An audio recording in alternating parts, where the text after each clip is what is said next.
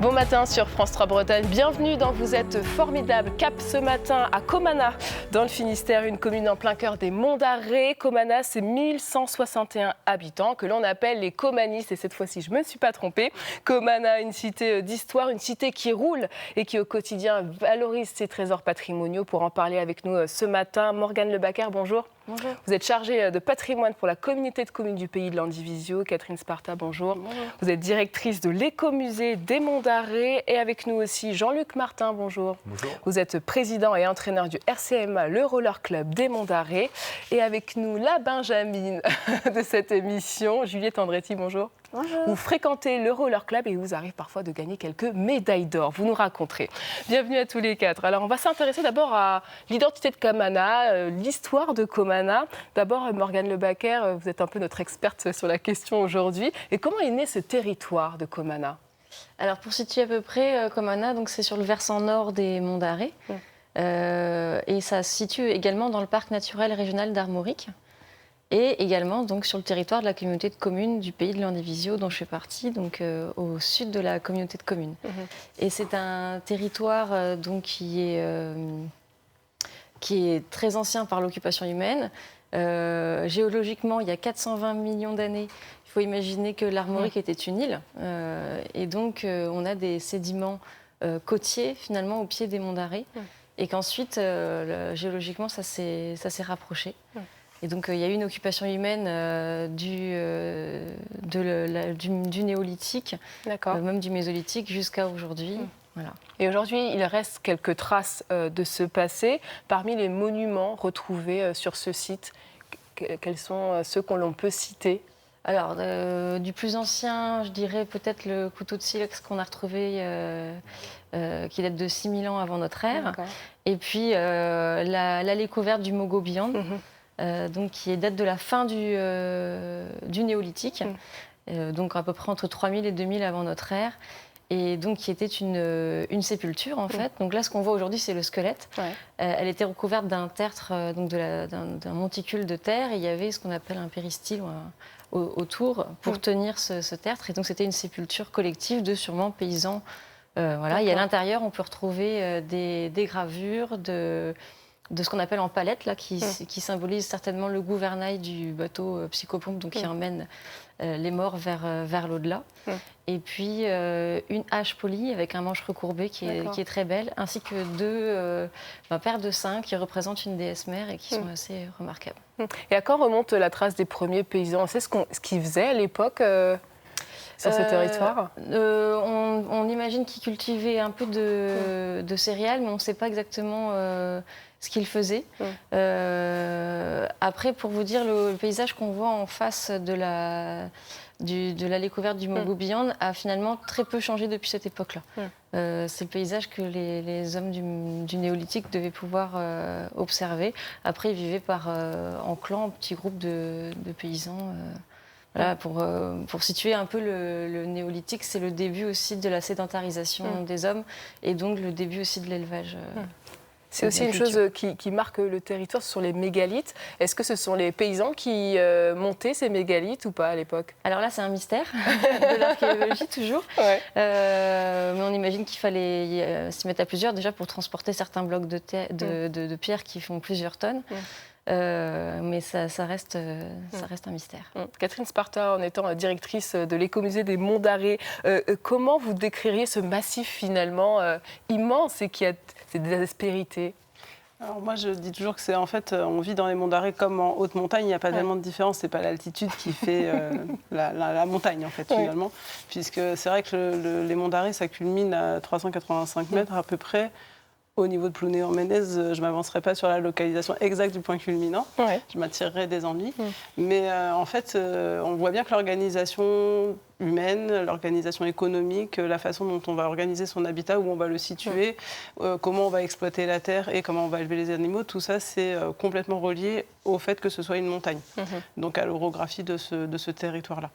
On parle de massifs et encore des roches qui portent les marques du passé. Oui, Qu'est-ce qui c'est veut assez nous étonnant en parler géologiquement, c'est-à-dire qu'il y a des... et je ne trouverai pas les termes scientifiques précis, mais il y a des roches qui tiennent les marques justement du temps où c'était côtier, avec des formes un petit peu de vagues. Donc c'est vrai que c'est assez étonnant, parce que quand on est dans les Monts d'Arrée, on est vraiment dans un paysage effectivement montagneux. Donc voilà. Et donc, c'est ça, 385 mètres, le point culminant. Et donc, d'ailleurs, Comana est un enclos paroissial dont le clocher est un des plus hauts de Bretagne, justement, parce qu'il culmine à 300 mètres d'altitude. Et vous le disiez aussi en préparant cette émission, il y a aussi des ressources du sol qui ont servi dans le passé. C'est ça. Alors, l'argile et le sable fin qui se sont déposés très lentement au fur et à mesure des millénaires, et leur décomposition aussi, pareil, très lente, ont formé du schiste et de la quartzite. Et donc, ce sont ces plaques de schiste qui sont dans le sol donc, de Comana qui ont fait qu'on a exploité cette ressource donc, avec des ardoisières, des carrières d'ardoises. Donc, de cette industrie-là, elle a commencé à peu près vers le milieu du 19e siècle. Jusque dans les années 1960. Donc, je crois que dans les années 1900, il y avait 150 carrières, carrières, avec à peu près 400 personnes qui travaillaient. Et donc, on extrayait des blocs de schiste. Et puis ensuite, on l'envoyait à un fendeur, donc qui, avec un maillet, un ciseau, découpait le schiste en plaques pour avoir des ardoises qui peuvent servir à la couverture des monuments de Comana et un peu autour. Autre ressource naturelle utilisée aujourd'hui à Comana, c'est là-bas qu'est puisée aussi une eau de source commercialisée depuis 1992, l'eau des montagnes d'Arrée, une eau bretonne qui faisait la une de l'édition régionale du 10 mars 1992. Regardez.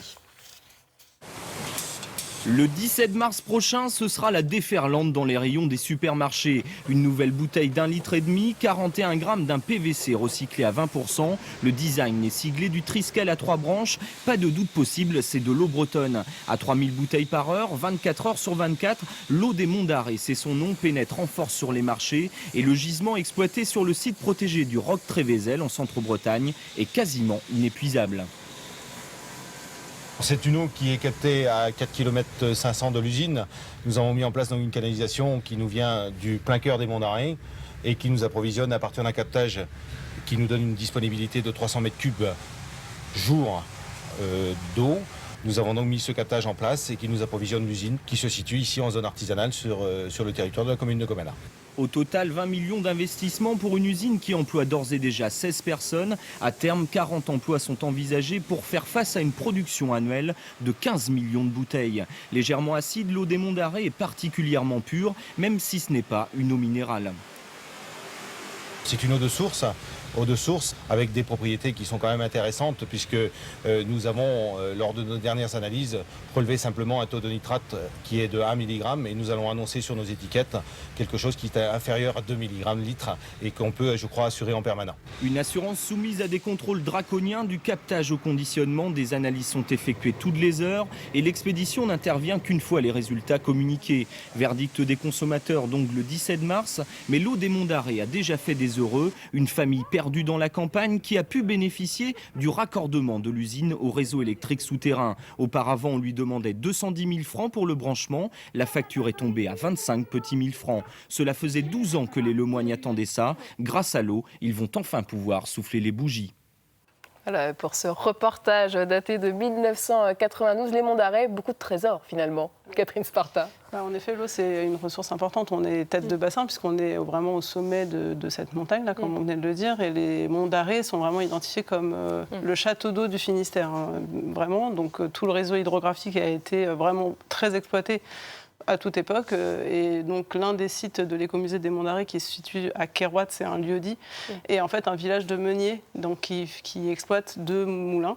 Et ces moulins sont des moulins à eau, évidemment, qui captent donc l'un des petits ruisseaux qui s'appelle le Stein de la montagne, mais on a aussi donc le lac du Drenec qui est un barrage en fait hydroélectrique, mais qui sert aussi de réserve d'eau potable pour les communes de Châteaulin et Brest, par exemple. On va continuer sur le village de Carrouat dans quelques instants, mais juste Jean-Luc Martin, ce cadre au Mont d'Arrée, qu'est-ce que vous appréciez vous au quotidien ? C'est le calme, la nature, et en même temps c'est âpre, et moi j'ai toutes mes origines qui sont là, et je pense que ça me parle au quotidien. Et la beauté, la beauté de ces montagnes, de cet environnement, quand on y rentre, quand on va à la ville, où là on est étonné chaque jour, chaque semaine du changement de couleur et de la beauté de ce paysage. Est-ce que vous avez été affectés les uns les autres par les incendies qui ont ravagé une partie des Monts d'Arrée cet été ? Ça vous a... touché ? Ça a été terrible. Ça a été terrible. C'est une partie de... je ne sais pas comment décrire ça. Moi, j'en ai pleuré. Ça a été de voir toutes les montagnes noires comme ça. C'était terrible sur le moment. Et en fait, je me suis rendu compte que ça continuait à changer de couleur chaque semaine parce que déjà, les semaines d'après, ça commençait à reverdir. Alors, on n'était pas habitué à ces nouvelles couleurs-là. Ça a été un choc, mais les Monts d'Arrée vivent encore et vivront encore derrière. Maintenant, c'est une évolution peut-être qu'on ne connaît pas encore avec tout ce qui se passe actuellement, mais les Monts d'Arrée vont vivre. Mais ça a été un choc immense pour tout le monde. Ouais. Ça a été un vrai choc pour les comanistes, Morgane Le Bacquer ? Oui. Après, je ne parlerai pas au nom de tous les comanistes, mais ça a été un choc. Et puis, c'est vrai qu'en pleine période touristique, avec un tourisme énorme, de beaucoup de randonneurs qui ont du coup annulé les nuitées, etc. Et puis, ça a été inquiétant pour la biodiversité. Alors, heureusement, les oiseaux avaient fini de nicher, mais certaines graines ont brûlé. Après, d'après les spécialistes, la lande repousse rapidement. Mais c'est vrai que ce qui était inquiétant aussi, c'était de savoir que la tourbe, qui justement se fait au bout de plusieurs années, plusieurs centaines d'années, brûlées également. Ce sont des événements qui vous obligent, en tant qu'écomusée, à imaginer ce que ça pourrait être plus tard ? Mais oui, bien sûr, puisque en fait, une des missions fondatrices des écomusées, du concept d'écomusée, c'est observer le territoire, observer le paysage pour comprendre les interactions entre l'homme et le paysage. Et en fait, à travers l'évolution du paysage, déduire les actions de l'homme, en fait. Donc évidemment, oui, tout de suite, on s'est positionné, on s'est dit, mais en tant qu'écomusée, on doit au moins garder la mémoire, puisque nous, notre travail, c'est la mémoire sur le temps long. Donc, en tant qu'écomusée, on doit au moins garder la mémoire de ces événements-là. Et donc, c'est ce qu'on a fait. On a lancé immédiatement une commande photographique, donc, pour laquelle on cherche encore des soutiens financiers pour doter les photographes qui seront amenés à aller sur le territoire. Et certains sont déjà allés, car on les a dotés d'autorisation pour suivre en fait, le parcours des pompiers au moment où ils agissaient. Donc ça va nous fournir effectivement des témoignages très importants qu'on va garder en mémoire. Et puis comme ça, on va se laisser le temps de voir aussi comment va reprendre la lande, comment ça va se restaurer, et on va pouvoir aussi, cette commande photographique va continuer pendant quelques années pour aussi voir l'évolution. Et l'un des témoignages de ce passé dans les Monts d'Arrée, c'est le village de Carrouat que l'on peut visiter à l'écomusée des Monts d'Arrée. Pour celles et ceux qui ne connaissent pas ce village de Carrouat, comment vous le décririez, Catherine Sparta? Alors c'est vrai que c'est un village qui est niché au cœur d'une vallée. Ouais. Alors ce que je disais tout à l'heure, les hommes se sont installés quand même à l'abri des vallées. D'abord pour profiter de la pente, justement pour exploiter la force hydraulique de l'eau, et puis aussi pour se protéger des éléments. Donc cette histoire-là a commencé en 1610 avec la construction d'un premier moulin par des moines, puisqu'avant la Révolution, il n'y a guère que les moines, les aristocrates qui peuvent exploiter des moulins. Et en fait, après la Révolution, on a affaire à juste un petit moulin bien aménagé avec un bief, etc. Il y a une petite chapelle aussi sur le site. Et à ce moment-là, c'est racheté par un meunier qui s'appelle Monsieur Fagot. Et depuis l'achat de ce village par Monsieur Fagot en 1794 jusqu'en 1942, le village s'est développé, agrandi. Les moulins ont été exploités. Ce sont des moulins à farine qui fonctionnent avec l'eau. Ce sont des moulins à auger. Et avec des roues à auger. Et donc, l'exploitation a vraiment cessé en 1942, mais le meunier est resté sur place. Il est décédé en 1967 et tout de suite, le conseil départemental du Finistère a racheté l'ensemble du domaine. Ce qui a permis de garder vraiment une homogénéité. On a aussi les meubles, le patrimoine mobilier des Fagots qui est resté dans ces maisons et que l'on peut aujourd'hui présenter au public. Voilà, bon, je préviens quand même que ce village, ce site-là va être fermé au 18 septembre pour travaux, parce que le patrimoine, c'est aussi ça. Il faut pour le conserver, il faut parfois faire des petits travaux de rénovation. Voilà. Et dans ce village de Meunier, il y a donc 2 moulins. Comment on continue à les préserver à l'épreuve du temps, parce que il commence à dater quand même. Oui, effectivement, oui, 2610 jusqu'à maintenant. Alors bien sûr, au cours de leur exploitation, ils ont été déjà modernisés, comme n'importe quel artisan ferait aujourd'hui avec son outil de travail. Donc au départ, c'était ce qu'on appelle un moulin pirouette, c'est-à-dire que la roue était horizontale à l'intérieur du moulin et que c'est l'eau qui rentrait dans le moulin pour faire tourner avec la force du courant la roue. Et puis évidemment, c'est beaucoup plus performant d'avoir une roue horizontale qui fonctionne avec le poids de l'eau. Donc cette roue à auget qui a été installée à l'extérieur du moulin pour améliorer l'activité tout simplement. Donc au cours de son exploitation, ces moulins ont été modernisés. Et puis quand ils sont tombés dans le patrimoine public, dans le bien public, je dirais, c'est le conseil départemental du Finistère qui est propriétaire, qui a régulièrement investi pour la protection de ce patrimoine, sachant aussi que ce type de patrimoine qu'on dit industriel ou proto-industriel est vraiment mieux conservé quand il fonctionne. C'est-à-dire qu'il faut que la roue, les mécanismes soient graissés régulièrement, qu'ils fonctionnent, qu'ils tournent, parce qu'en fait c'est l'arrêt aussi qui les dégrade beaucoup. Donc nous on continue à les faire tourner quand il y a de l'eau, puisque l'été ayant été très sec, on n'a pas pu le faire tourner tout le temps. Un constat que l'on fait partout. Juliette Andretti, est-ce que vous avez déjà eu l'occasion de vous rendre à l'écomusée des Monts d'Arrée avec l'école? Non, pas du tout. Je n'habite pas à Comana. D'accord. J'habite Saint-Paul-de-Léon. D'accord, Saint-Paul-de-Léon. Donc vous arrivez quand même à accueillir des élèves tout au long de l'année. C'est une programmation assez riche finalement. Oui, bien sûr. On accueille des élèves à la fois sur les questions historiques, patrimoniales, sur les collections ethnographiques, mais aussi sur l'éducation à l'environnement, puisqu'on est au sein d'un domaine qui fait 12 hectares avec des prairies, des sous-bois, un ruisseau, enfin beaucoup de milieux qui nous permettent aussi de faire de l'éducation à l'environnement. Donc on est un peu sur les deux activités. En tout cas, il y a toujours de la vie dans le village de Kerouat. Illustration avec cet atelier de cuisine dans les murs du moulin. La recette du jour était le kouign-amann. On regarde. Alors, comment on fait aujourd'hui, c'est 400 g de pâte, 200 g de sucre et 200 g de beurre. Il y a autant de pâte que de sucre et beurre. Oui, voilà. Kouign-amann en breton, ça veut dire gâteau au beurre. La recette est dans le nom. Sur le papier, ça paraît simple, mais c'est tout un art. Vous devez pouvoir téléphoner. Répondre au téléphone plutôt. Il ne faut pas mêler les deux mains. Dominique est boulanger à la retraite. Dans la fabrication du pain et celle du kouign-amann, on retrouve les mêmes gestes. C'est un boulanger qui a inventé ça à un moment donné. Il s'est retrouvé à court de gâteau de paumé le soir. Et il a sorti un bout de pâte et un peu de beurre et du sucre. Et sur ces 2 ingrédients principaux, n'ayez pas peur d'avoir la main lourde. C'est après que les choses se corsent, quand vient le moment du pliage. Après vous faites voilà, un portefeuille. Non, une enveloppe, voilà. Pour l'instant, c'est plutôt facile à faire. Attendez. Avant de le Juste plier. le bon pliage, apparemment, et la bonne mise en forme.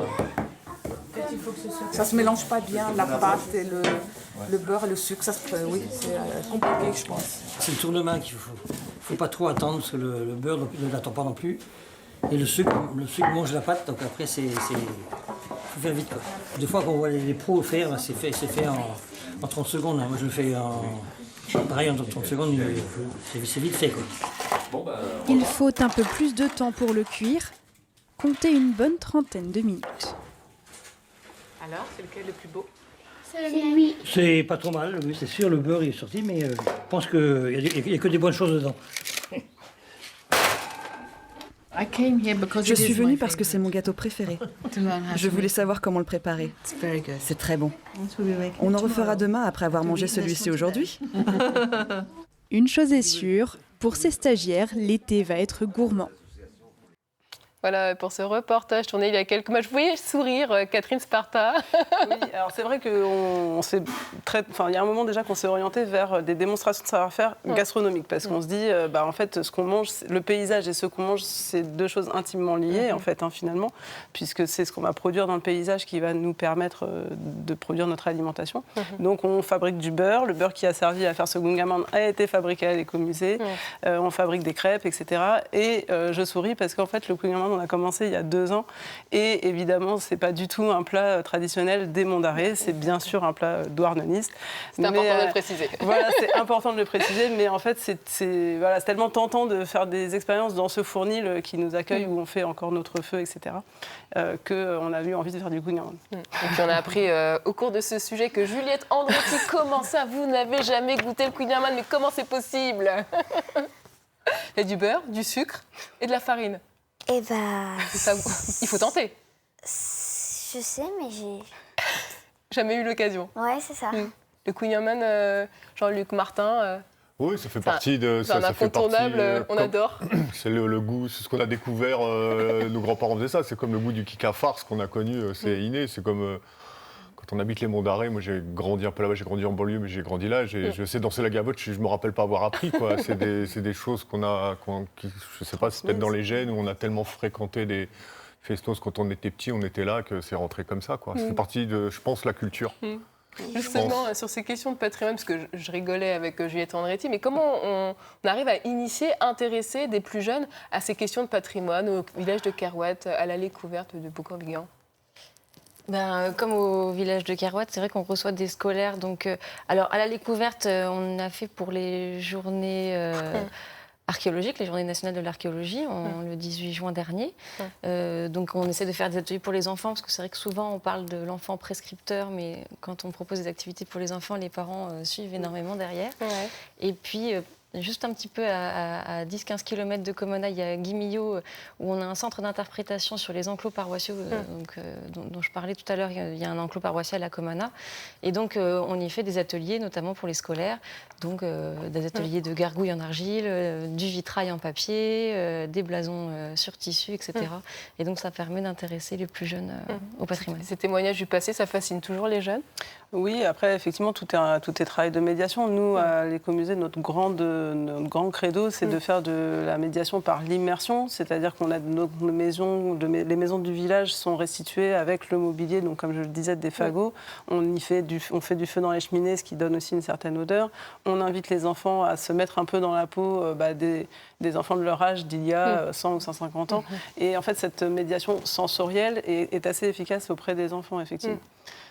Je le disais en début d'émission, Comana est une commune au patrimoine riche, mais une cité aussi qui s'ancre dans le présent et qui roule. Jean-Luc Martin, comment vient-on à ouvrir une section roller à Comana? On en arrive parce que moi, perso, j'ai toujours roulé. Je suis originaire de là, mais j'ai grandi en banlieue parce qu'il n'y avait pas de travail, mes parents voyageaient. Et je suis revenu dès que j'ai pu. Que j'ai toujours roulé, je crois. Je crois que c'est une maladie. C'est une maladie, et Juliette pour en parler, qu'on attrape très jeune et qui nous lâche jamais. Et un jour, on est arrivé, il y avait un petit bistrot à Comana, et la patronne me dit « Mais pourquoi tu ne ferais pas un club à Comana ?» Je ne savais même pas qu'il y avait un gymnase, puisqu'il est caché derrière. J'ai dit « Il y a un gymnase ?» J'y étais voir, et on a été voir le maire à l'époque. Et on m'a dit bah, « Écoute, on va faire un club de roller, si tu veux, on peut faire ça. » J'étais avec des amis avec qui on roulait dans différents clubs, et c'était assez central. Et on a ouvert le club il y a 6 ou 7 ans maintenant. Ouais. Est-ce que certains ont fait les yeux ronds? Est-ce que c'est une activité très typée urbain, cité urbaine? Je crois que ce n'est pas un sport endémique comme le football. Chaque village a un terrain de football. Comme le tennis, le badminton, c'est un sport qui est en train de devenir un sport aux yeux de tout le monde, qui était quelque chose de très urbain, peut-être qu'il y avait une mauvaise image et qu'on est en train d'adoucir maintenant. Et ouais, je pense que les gens sont demandés, mais je crois que quand on a fait quelque chose là-bas, les gens sont demandeurs de faire des choses, s'occuper des jeunes, des enfants, et ça a été assez bien vu pour ça. Et justement, on parle des jeunes, Juliette Andretti, comment vous êtes tombée dans la marmite du roller? La première fois. Je crois que c'est parce que j'avais vu des rollers dans une brocante et j'ai voulu les acheter, j'ai essayé. Et après, je ne me suis pas arrêtée. Et le premier entraînement, est-ce que vous vous en souvenez? Parce que ça ne va pas être facile quand même. Premier entraînement, bah oui. J'étais toute petite. Vous aviez quel âge à peu près? 7 ans. 7 ans, ouais. Mais est-ce qu'on a peur de tomber la première fois? Non. Non? Enfin, peut-être. Enfin, personnellement, non. Et les jeunes, quand ils arrivent, c'est surtout de la curiosité ou est-ce que c'est le truc un peu à la mode ou c'est plutôt du bouche à oreille, Jean-Luc Martin? Nous, il y a le bouche à oreille. On est aussi très actifs sur les réseaux sociaux. Je crois que c'est un sport qui est de venir. Le skate est rentré aux Jeux Olympiques, le roller aussi, c'est en train et on commence à avoir une visibilité. Et que le patin à roulettes, c'est quand même quelque chose endémique, quoi. Tout le monde a eu une paire de patins à roulettes. C'est vrai.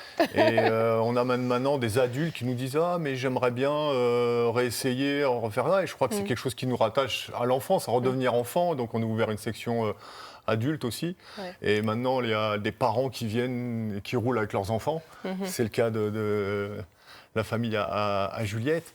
Et cette année, on va aussi faire, parce que les enfants sont fans, on va essayer de faire du baby à partir de 4 ans. D'accord. Parce que dès que ça marche, ça peut rouler. Mais comment on gère les premiers entraînements? Parce que j'imagine qu'on en fait des chutes au départ. Alors, on a développé, ça c'est venu avec, nous on a appris à nos dépens. C'est-à-dire que ça allait pas, on tombait, les genoux ont pris cher, les coudes aussi. Ouais, ça a été terrible, mais justement, ça fait partie, on a réussi à développer des méthodes. Ouais. On a aussi des protections pour justement pouvoir arriver à faire des choses un peu incroyables comme fait Juliette. C'est des sports qui peuvent devenir extrêmes. À les faire sans chuter, sans accident. Il y a d'autres sports qui ont beaucoup plus d'accidents. Nous, on n'a pas énormément d'accidents. Il n'y a pas, même très très peu, on n'a pas d'accidents. C'est parce qu'on réussit à développer des méthodes. La vitesse, l'équilibre, la dextérité, c'est un équilibre entre... ces 3 éléments. Ouais, c'est ça. Et puis, c'est un sport qui est extrêmement complet, quasiment aussi complet que la natation. Ça fait travailler les épaules. Et on a une notion de... on glisse, quoi. On vole comme ça dans les airs. C'est très, très enivrant. Ça devient de la drogue dure à force. Mais on a développé maintenant des méthodes pour pouvoir faire du roller à tout âge, quoi. Justement, on voit une image de Juliette qui était là précédemment. Vous voyez dans les airs en ombre chinoise. Qu'est-ce qui vous plaît dans ce sport? Tout. Pourquoi on aime le roller? Parce qu'en fait, c'est... C'est la vitesse, plutôt? Non, c'est tout. C'est le roller en lui-même. Ouais. Moi, personnellement, ce que j'adore, c'est faire des sauts, tenter des trucs. Ouais. Puis si je tombe, c'est pas grave, je réessaye. Elle n'a pas froid aux yeux, Juliette. Non, mais je crois que c'est un petit peu chez les gens qui pratiquent ce genre de sport. C'est des gens qui ont toujours envie d'aller plus loin, plus haut, plus vite. Et je crois qu'il y a, en même temps, c'est un mélange de plaisir et d'adrénaline. Et ce mélange-là fait qu'on peut aller très très loin. Et c'est aussi, et surtout, je pense, chez nous, c'est se retrouver tous ensemble, avec les grands, les petits. Et quand on se rejoint ensemble, il y a une bulle qui se crée. Et on oublie tout, on fait du sport, on s'amuse. Je crois que c'est une expérience à vivre en finale, quoi. Vous êtes fait des copains, Juliette, depuis? Oui. Ça fait un petit moment que vous menez votre parc dans le club. Oui. Est-ce qu'il y a des figures qui font peur? Au début, oui. Ouais. Après, quand tu arrives à les faire, non, ça fait plus peur. Alors, il existe plusieurs catégories, parce qu'on a découvert un peu ce sport dans notre équipe en préparant cette émission. C'est quoi les différentes catégories, Juliette? Alors, il y a l'urbain, c'est-à-dire que tu fais avec des rollers différents. Et là, c'est plus dans des skateparks et tu te mets sur... en fait, c'est comme si tu faisais du skate, sauf qu'à la place, tu as des rollers. Ok. Et y a donc ça, c'est l'urbain. Oui, il y a la vitesse. Aussi, là, tu as une platine plus grande, c'est-à-dire là où il y a tes roues qui fait la taille de tes pieds, elle dépasse. Et là, c'est plus des courses de vitesse, apprendre à croiser et faire dans des ronds, dans des carrés. D'accord. Enfin, tourner dans des carrés. On voit bien l'idée. Ouais. Voilà, et il y a le freestyle aussi, du coup, comme je pratique. D'accord. Vous, c'est plutôt le freestyle? Oui. Mais on peut faire du freestyle avec des rollers de vitesse, on peut faire de la vitesse avec des rollers de freestyle. Même si tout est possible. C'est ça. Et justement, avec les années, vous avez des médaillés maintenant. Vous êtes 3e française aujourd'hui. Juliette, ça veut dire quoi? Ça veut dire qu'est-ce qu'elle a gagné? Ça veut dire que nous, en fait, c'est le plaisir. C'est là, ils nous disent au fur et à mesure, il y a une compétition là-bas, là-bas et là-bas. On a commencé dans le coin et maintenant, il faut qu'on aille à Lyon, à Caen, parce qu'ils veulent des modules et ils veulent... aller prendre du plaisir à travers la France, donc on essaie de les accompagner là-dedans. Et effectivement, au fur et à mesure, on s'est rendu compte que, il y avait un niveau à Comana, quoi. Et ça nous, on aime bien aller après. Il y a quelques pépites. Juliette n'est pas la seule, d'ailleurs. Et à travers le plaisir, le fun, et là, on s'est rendu compte qu'on avait du résultat en compétition, quoi. Et on trouve ça super fun d'arriver dans des grandes villes, affronter Le Havre, Caen, Paris, etc. et prendre des médailles pour revenir à Comana. Ça, c'est un truc qui nous amuse, je crois. Bon, c'est fun. Mais on a aussi fait les 24 heures de la Groll Race, qui sont de l'endurance. On a fait le marathon de Paris, on fait des choses comme ça. Mais c'est toujours, je pense, une excuse pour partir ensemble. Et Et prendre du plaisir, simplement voyager, faire des rencontres. Le roller est une excuse. Bon, nous, c'est le roller, mais c'est plus une expérience à vivre. Ouais. Et effectivement, en freestyle, là, on a toute une équipe. On a pas mal de filles, à majorité, qui décrochent les étoiles. Ouais. Et justement, votre première médaille d'or, Juliette, comment vous avez vécu ça? Ça va être quelque chose quand même. Ouais. Et c'était la première fois que je finissais première dans l'histoire de ma vie. Et alors, qu'est-ce qu'on ressent? C'est un mélange d'excitation, de... Ouais. Et en fait, on ressent rien. On est juste content de nous-mêmes. D'accord. Et c'est quoi la suite pour vous? C'est quoi vos objectifs sportifs? Faire toute ma vie, faire du roller. D'accord. Vous voulez en faire votre métier? Je sais pas. Ouais. Faudra voir ça avec les parents. Ouais. Catherine Sparta, est-ce que vous avez entendu parler du roller club de Comana? Alors j'avoue que non. Ouais. Et j'ai rencontré Jean-Luc il y a une heure. Non, mais au contraire, c'est très bon signe. Moi, je trouve que des communes puissent proposer. C'est aussi ce qui rend les communes attractives, que les familles puissent s'installer, avoir des activités pour les enfants, des écoles évidemment. Et c'est le cas à Comana. Il y a une école, il y a un collège à Plounéo-en-Ménez. C'est pas très loin. Et on voit bien dans les communes des Monts d'Arrée, celles qui aujourd'hui ont une population qui augmente un petit peu, qui inverse un peu la courbe de décroissance, sont celles qui ont ce genre de service à proposer aux familles, c'est sûr. Et aujourd'hui, Roller Club, c'est combien d'adhérents?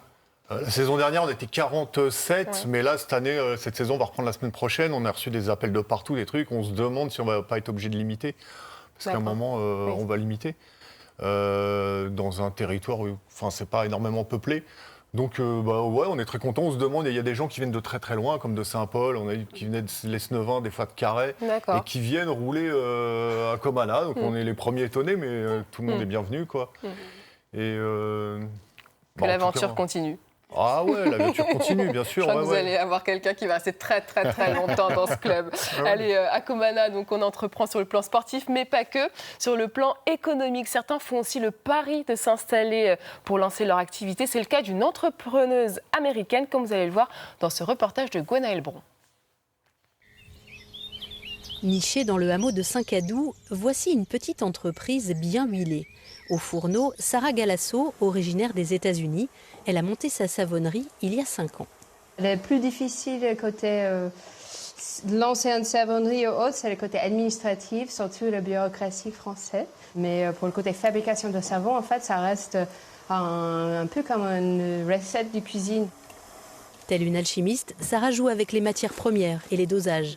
Ces savons ne ressemblent à aucun autre, leur lieu de fabrication non plus. Installer son entreprise au cœur des Monts d'Arrée s'est imposé à elle.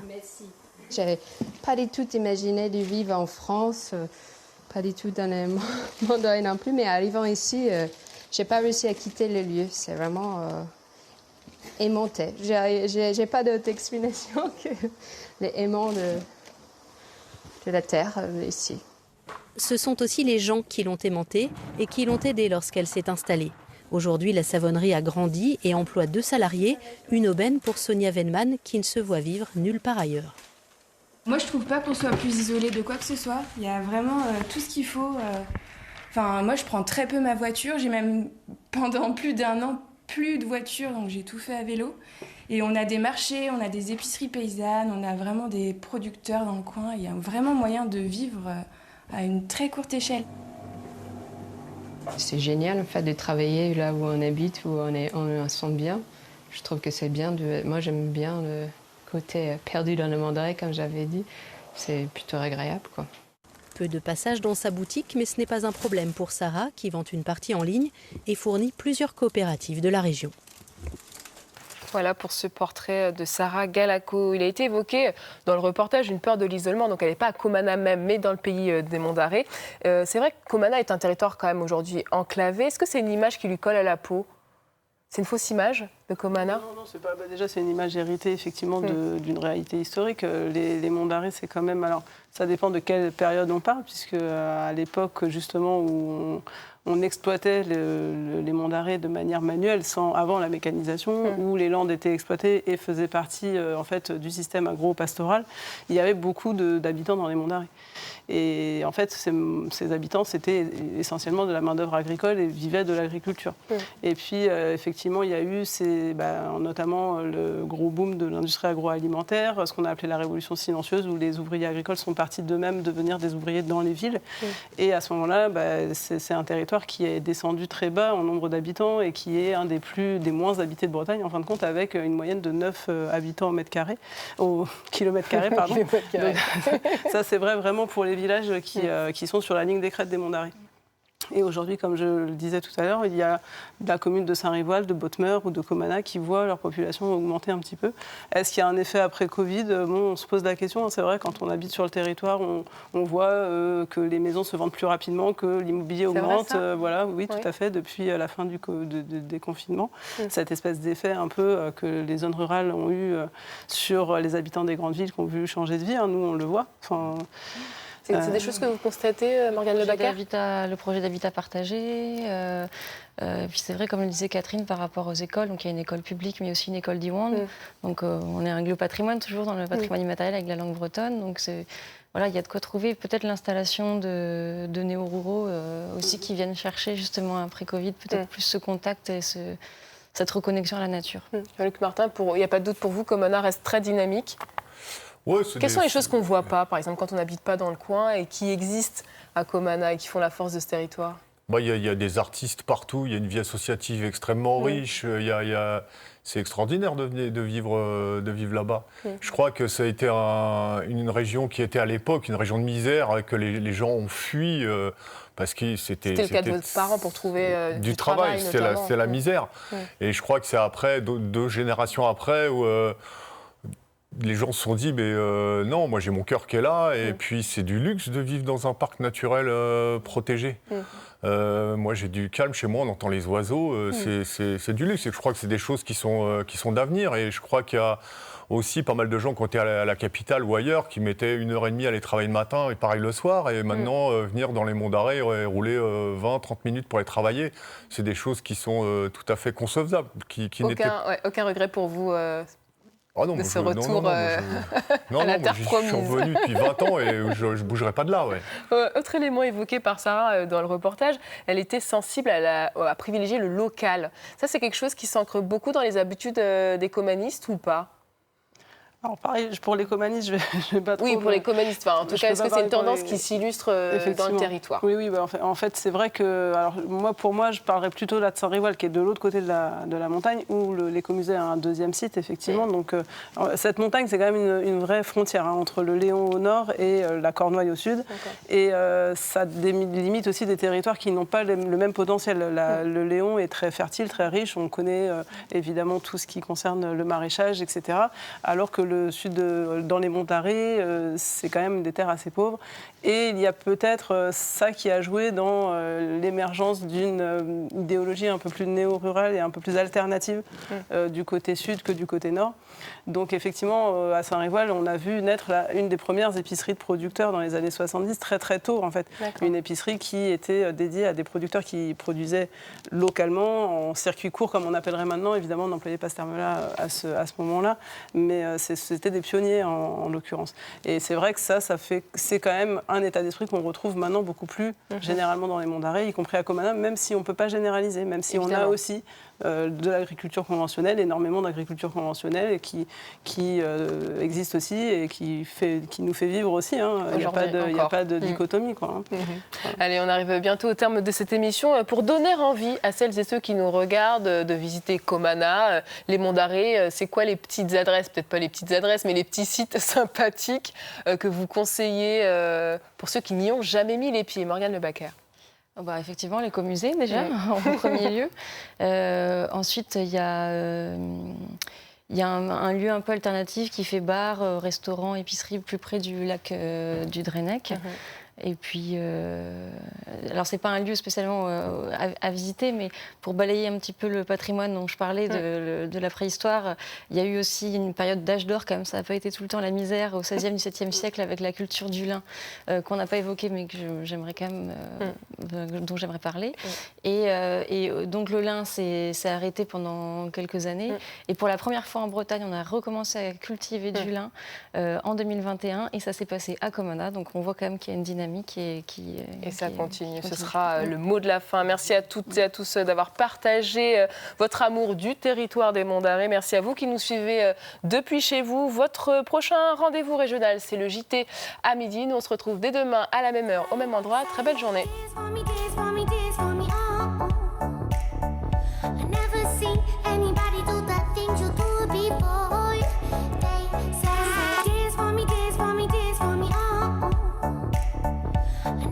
See